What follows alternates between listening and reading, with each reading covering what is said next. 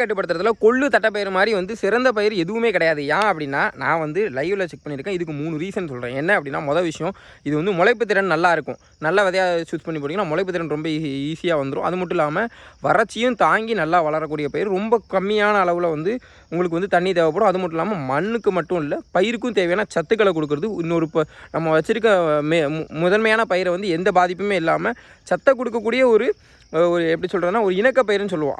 அது மாதிரியும் நம்ம பயன்படுத்திக்கலாம். அது மட்டும் இல்லாமல் ஒரு மூடாக்க பயிராகவும் நம்ம பயன்படுத்திக்க முடியும். இது மட்டும் இல்லாமல் அந்த கொள்ளு போட்ட இடத்துக்கு கீழே வந்து நம்ம புல் வந்து அதிகமாக முளைக்கிறது கிடையாது.